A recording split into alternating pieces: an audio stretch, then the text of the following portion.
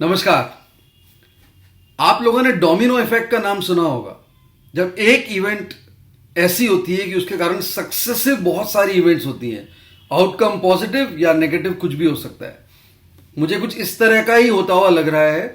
Hindenburg report के कारण Adani group में जो शेकआउट हो रहा है और जो हड़कंप मचा है और उसका इम्पैक्ट इंडियन कॉर्पोरेट्स पे और इंडियन बैंकिंग सिस्टम पे जो होगा, कुछ इस तरह का मुझे लग रहा है। क्योंकि ये कोई आम बात नहीं है। नेसेयर्स वुड पॉसिबली से कि ये जस्ट एक रिपोर्ट है और कंट्रोवर्सी क्रिएट करने का ऑब्जेक्टिव है, पैसे बनाने का एक जरिया है, एक कंपनी है जो कि शॉर्ट सेलिंग में एंगेज करती है। लेकिन कहीं ना कहीं there is no smoke without fire. कुछ तो ऐसा है जो डेंजरस है, जो गलत है और उसको देखने की जरूरत है।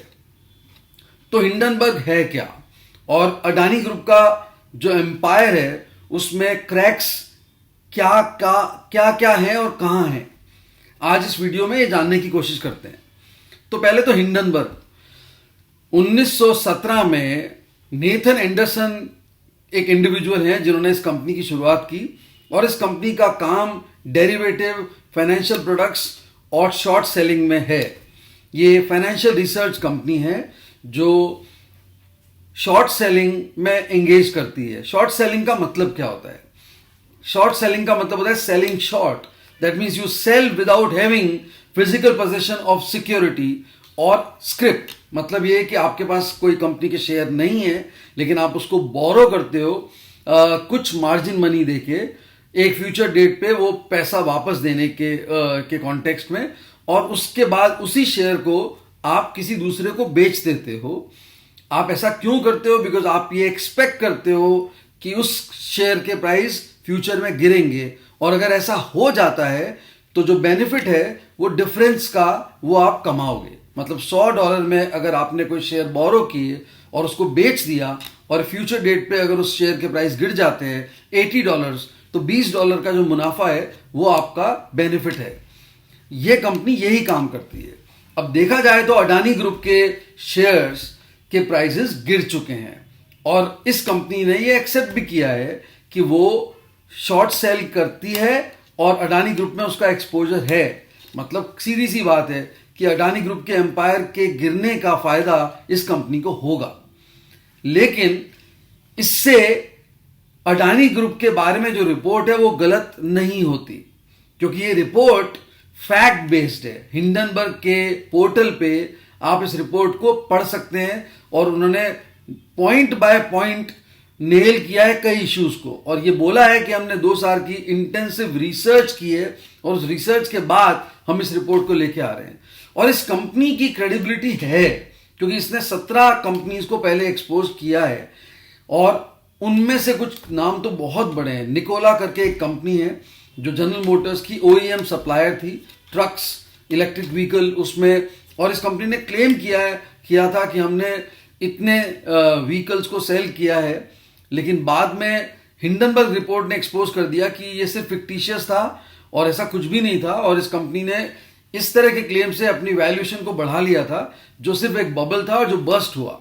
उसके अलावा एक चाइनीज कंपनी को उन्होंने बहुत बड़े तरह से एक्सपोज किया जो ऑपरेशंस में थी। उसके शेयर्स की वैल्यू 100 थी तो 100 से 98% गिर गई बिकॉज ऑफ हिंडनबर्ग। अब ये हिंडनबर्ग नाम की भी कहानी बड़ी इंटरेस्टिंग है। इस कंपनी का नाम 1937 का एक एयरशिप क्रैश जो जर्मनी में हुआ था उसके ऊपर रखा गया। ये मैन मेड ट्रेजेडी थी जिसको अवॉइड किया जा सकता था बिकॉज फ्लेमेबल मटेरियल से बना था एयरशिप, जो क्रैश हो गया और 35 से ज्यादा जाने गई। तो ये कंपनी हिंडनबर्ग इस नाम से अपने आप को सिंबलाइज करना चाहती है कि हम उन man made tragedy, fraud, scandals और स्कैम्स को एक्सपोज करेंगे जो कि अवॉइड हो सकते थे। अडानी ग्रुप की रिपोर्ट उसी कॉन्टेक्स्ट में देखनी चाहिए। अब प्रॉब्लम क्या है? प्रॉब्लम यह है कि अडानी ग्रुप जो भारत का सबसे बड़ा कॉर्पोरेट ग्रुप है, उसका नेचर ऑफ बिजनेस, वो इंफ्रास्ट्रक्चर प्रोजेक्ट्स में काम करते हैं और उनके बिजनेसेस जो है वो एनर्जी, पावर, गैस, इस तरह के डोमेन्स में है जो कि लॉन्ग टर्म जेस्टेशन वाले प्रोजेक्ट्स हैं। मतलब ये कि कैपिटल इंटेंसिव प्रोजेक्ट्स हैं और जिनमें returns over a period of time आते हैं। तो ऐसा अगर है जिसमें कि कोई क्विक ओवरनाइट प्रॉफिट नहीं होता या कोई डिस्रप्टिव टेक्नोलॉजी नहीं है, तो फिर इस कंपनी के फॉर्च्यून्स ओवरनाइट कैसे चेंज हो गए? 3 साल में इस कंपनी की जो वैल्यूएशन है वो जो 1,20,000 करोड़ रुपए जो वैल्यूएशन है वो लास्ट 3 साल में उसमें से करीबन 100 लाख करोड़ जो है वो तो 3 साल में ही हुई है। तो ये 3 साल में इतनी वैल्यूएशन कंपनी की कैसे बढ़ गई? तो जब इस चीज को देखा गया तो ये रियलाइज हुआ कि इसके वैल्यूएशन के बढ़ने का रीजन इनके शेयर प्राइसेस का स्काई रॉकेटिंग लेवल पे बढ़ना है। वो 3 साल में इनके शेयर कंपनी के शेयर प्राइसेस जो अलग अलग डोमेन्स हैं वो 3 से 14 गुना बढ़ गए 3 इयर्स में। लास्ट 1 ईयर में डबल हो गए। तो ऐसा कैसे हुआ? ओवर प्राइस्ड शेयर का रीजन का इंपैक्ट बहुत सिग्निफिकेंट है हमारे कॉर्पोरेट, हमारे बैंकिंग में, क्योंकि प्रमोटर्स ने अपने शेयर्स को प्लेज करके बैंक से लोन लिए हुए हैं और बैंक के लोन कोई बहुत छोटा मोटा अमाउंट नहीं है, ये लाख्स करोड़ में जाता है। 1 लाख करोड़ से ज्यादा का बैंक लोन लिया हुआ है और it could be more than that. और ये उन्होंने अपने शेयर्स प्लेज करके, और शेयर्स को प्लेज जब करते हैं तो उसकी एक वैल्यूएशन होती है और वो वैल्यूएशन प्रेजेंट मार्केट प्राइस पे होती है। अब मार्केट प्राइस अगर बहुत बड़े लेवल पे अगर ओवर वैल्यूड है तो लोन भी उसी कॉन्टेक्स्ट में और उसी प्रोपोर्शन में मिलता है।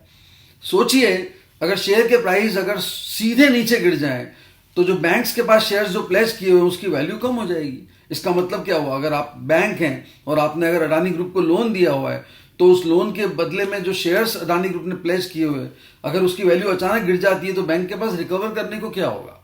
और ये बहुत बड़ा अमाउंट है। इसका मतलब ये हुआ कि ये बहुत इंपॉर्टेंट इश्यू है कि क्या अडानी ग्रुप के शेयर प्राइसेस उनके बिजनेस की ग्रोथ को ट्रूली रिफ्लेक्ट करते हैं? तो उसका आंसर किसी के पास है नहीं। लेकिन जब ये इन्वेस्टिगेट किया गया तो ये पता पड़ा कि उनके ब्रदर भी हैं, उनका नाम है विनोद अडानी, जो कि रिचेस्ट एनआरआई का खिताब जीत चुके हैं। अब उनकी वैल्यूएशन, उनकी वेल्थ को अगर देखा गया और उनकी ग्रोथ कैसे हुई तो बड़ी ही शॉकिंग न्यूज है कि पर डे अर्निंग उनकी जो है वो 110 करोड़ रुपए के करीब है। मतलब उनकी जो वैल्यूएशन है, नेटवर्थ में इजाफा जो है लास्ट 1-1.5-2 साल में वो 37,000 करोड़ से ज्यादा है। और वो कैसे कमाते हैं वो जब ट्रेस किया गया, जो हिंडनबर्ग रिपोर्ट बोलती है, तो वो ये कि इन्होंने शेल कंपनीज क्रिएट की, 38 से 40 shell companies, shell offshore companies, जो कि फिक्टिशियस होती हैं, जो सिर्फ इन्वेस्टमेंट पर्पस के लिए क्रिएट करती होती हैं, कोई ट्रांजैक्शन नहीं होते इनमें। और जब इस तरह का काम, तो वो काम क्या करती हैं, वो ऑफशोर कंपनीज मॉरिशस के कुछ ट्रस्ट जो क्रिएट किए हुए मॉरिशस बेस्ड, उन ट्रस्ट के थ्रू इंडियन स्टॉक मार्केट में इन्वेस्ट करती हैं और वो सिर्फ और सिर्फ अडानी ग्रुप में इन्वेस्ट करती हैं। तो जब सप्लाई लिमिटेड होगी और डिमांड जब अचानक बढ़ती है तो प्राइसेस शेयर के बढ़ेंगे and this will have a ripple effect. So people will follow stocks of Adani group and they would stocks would increase. तो ये पूरा एक फैमिली ओन्ड नेक्सस है जिसका एडवांटेज अडानी ग्रुप को डायरेक्ट तरीके से मिलता है और उसका फायदा वो लोन लेने में करते हैं और उसका नुकसान इंडियन बैंकिंग को बहुत स्ट्रांग तरीके से हो सकता है, क्योंकि ये पैसा इंडियन बैंकिंग में न सिर्फ बैंकिंग फ्रेटर्निटी के लिए का है बल्कि कॉमन टैक्स पेयर का पैसा है। मेरे और आपके जैसे लोग जो टैक्स पे करते हैं उनका पैसा है और वो पैसा इस तरह से अगर स्क्वेंडर करके if it gets completely siphoned off then it's a real issue. और ये पहले भी हो चुका है। विजय माल्या ग्रुप के बारे में हमने बहुत पढ़ा है, नीरव मोदी एक्सपोजे के बारे में हमने पढ़ा है, और भी ये इसलिए सिग्निफिकेंट है बिकॉज इंडियन कॉर्पोरेट्स को अगर हम ट्रेस करें तो ज्यादातर इंडियन कॉर्पोरेट्स जो फैमिली बिजनेस ओन्ड है उसमें मेजॉरिटी ओनरशिप इंडिविजुअल्स की होती है और वो शेयर्स को प्लेज करके लोन लेते हैं। और वो लोन इस तरह से अगर बहुत बड़ा अमाउंट जो साइफन ऑफ होता है और उसका वैल्यूएशन बहुत नोशनल और फिक्शनल होता है तो इट्स नथिंग और no less than a big scam और अ फ्रॉड, जिसमें सिर्फ एक कॉर्पोरेट इन्वॉल्व नहीं है, उसमें बहुत सारे एंटिटीज इन्वॉल्व होते हैं और अकाउंटेबिलिटी उन सब पे आती है। तो यहां भारत के कॉर्पोरेट की international image, Indian banking sector का ओरिएंटेशन और रेगुलेटर का बहुत ज्यादा विजिलेंट नहीं होना, ये क्लियर इंपैक्ट दिखा रहा है. You are caught napping completely. It's a complete, it's a shock.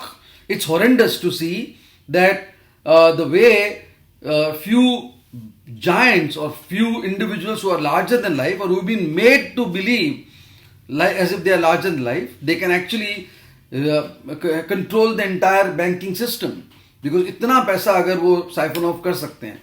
सो ये एक एलिगेशन है जो हिंडनबर्ग की रिपोर्ट करती है.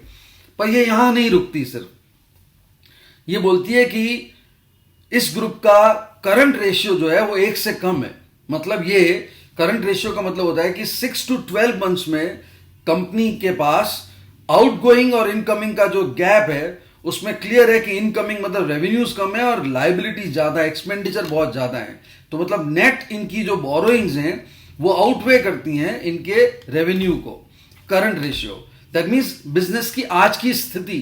तो अगर बिजनेस की आज की स्थिति वो है तो शेयर प्राइस कैसे बढ़ रहे हैं उसके. पी रेशियो, इंडस्ट्री का पी रेशियो का जो मैक्सिमम जो अगर एक जो पैरामीटर है वो 24x है अगर, तो ये 800-900 टाइम्स ओवर वैल्यूड है. तो वो क्यों है ऐसा, ये सवाल ये रिपोर्ट पूछती है. उसके अलावा ये रिपोर्ट बोलती है कि इनके जो ऑडिटर्स हैं, कुछ कंपनीज के ऑडिटर्स का बैकग्राउंड भी बहुत ड्यूबियस है बिकॉज उनकी एवरेज एज 23 साल है. Now age is just a number, I agree, but इस कॉन्टेक्स्ट में जब इतना बड़ा ग्रुप है तो ये बहुत बड़ा एक क्वेश्चन होता है कि कौन उसको ऑडिट कर रहा है. तो ये सारे सवाल हिंडनबर्ग रिपोर्ट ने जो रखे हैं उसका जवाब अडानी ग्रुप ने दिया है एक बहुत बड़े 400 पेज की रिपोर्ट में. लेकिन the company Hindenburg clearly says that if we are wrong you can take us to court.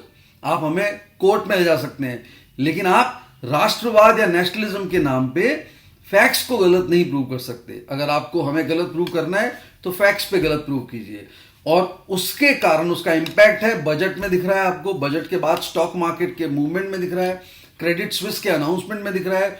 Overall it's a mayhem which has actually engulfed Indian corporate, Indian stock market, Indian political system and corporate fraternity. It's not going to die down so easily. We would all love to see कि वो गलत हो report और Adani group shines once again, but at this moment मुझे लगता है कि कहीं ना कहीं एक बहुत बड़ा प्रॉब्लम जो है वो इंडियन कॉर्पोरेट में दिख रहा है बैंकिंग सेक्टर में. और हमारे रेगुलेटर के एफिशिएंसी पे भी क्वेश्चन मार्क हो सकता है. और हो सकता है कुछ और कॉर्पोरेट्स इसी तरह से आपको एक्सपोज होते हुए दिखें. तो ये छोटी सी कंपनी जो दिखने में है, जो इस कंट्री के बाहर है, क्योंकि हमारी कंट्री में क्वेश्चन करना, सवाल उठाना किसी एस्टेब्लिश्ड इंसान और एक एस्टेब्लिश्ड कंपनी की क्रेडिबिलिटी पे यहाँ पे इतनी हिम्मत नहीं है. और वो आपने देखा भी है, कोई मीडिया हाउस ने इसको बहुत ज़्यादा प्रोजेक्ट नहीं किया. पहले कुछ साल पहले बात हुई थी, but it was just hush hush affair. क्योंकि you are talking about Adani Group, and Adani Group we all know is a strong force to reckon with. So it's completely up to people to look at the way things are. ये मेरा personal observation है जो मैंने आपको share किया है. My opinion is this needs to be investigated properly. It has to come out, the truth has to come out, and of course मुझे लगता है कि बैलेंस बहुत जरूरी है.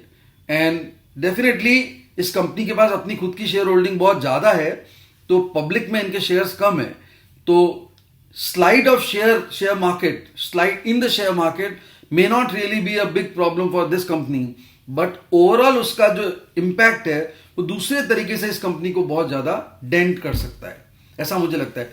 आपका ओपिनियन क्या है इस पे? आपके कमेंट जो है वो बहुत ज्यादा I would look forward to. आपको ये वीडियो कैसा लगा वो जरूर बताएं. इस वीडियो के बाद we will possibly try and see how things unfold, और फिर नेक्स्ट वीडियोस पे लेके आऊंगा मैं. Thank you so much, take care.